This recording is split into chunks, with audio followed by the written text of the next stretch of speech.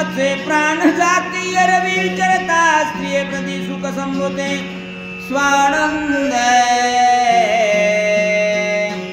भगवान म्हणाले, ऐका हरण हो, दोघही नीट ऐका. घंटा पारदीची रात्री हरणाला पकडण्यासाठी नाद केला जातो. नाद, आणि नाद हा सगळ्यात नाद ब्रह्म आहे. ज्या दिवशी नाद केला जातो त्यावेळी दोघही रममाण झाले असतील. त्या दिवशी जिथं सावध आलं, सावध मध्ये सापडलं गेलं, त्या दिवशी मरतात. पुन्हा तुम्हाला मरण नाही असा उश्राप दिला. आनंद वाटला. भगवंताच्या पायावर नतमस्तक झाले, निघून गेले मनात.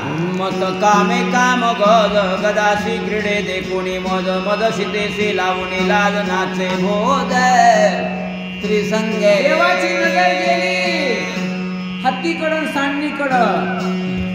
देवाने बघ, अरे म्हणजे लक्ष्मण हे तर लय उन्मत दिसालेत, उन्मत झालेत.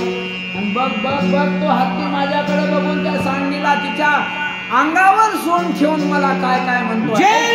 प्रेमे आश्वासी सीता देवी तो सोंड ठेवी तो गदीचे माता मद उपासी तो रघुनाथा श्री कामता उन्माता.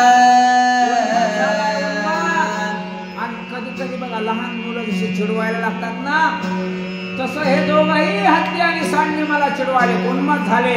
असलं आहे का म्हणजे रामासारखं काय म्हणू लागले. सीता पुसता गदासी काही न बोले श्रीरामासी मद क्रीडतो निज गदीसे तेने श्रीरामासे कोप आला. प्रभू रामचंद्राने हत्तीकडे तोंड केलं आणि सांगितलं, होय रे हत्ती, माझी सीता कुठं आहे. आता बिचारे आपापल्या आनंदात ते, त्यांना सीता कुठे गेले हे माहित आहे का. पण नाही, हत्ती आणि सांडणी बोलतील कशाला, ते आपापल्या आनंदामध्ये आहेत. प्रभू म्हणाले, तुम्ही असणारी मौज मजा करतात आणि माझा अवमान करतात का. मी तुम्हाला सोडणार नाही. दारुण शाप शोभोनी आपण शाप दिदला दारुण गजुसी करिता कामरमण स्त्री संगे प्राण जाईला. माझी चेष्टा मांडली का तुम्ही.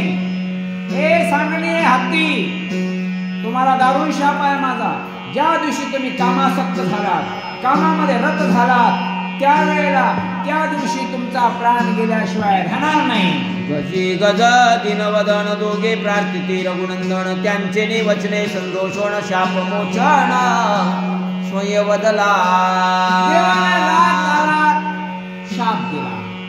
हत्ती आणि सांडणे जवळ आले. प्रभू, आमच्या आनंदावर विरजन का टाकलं तुम्ही.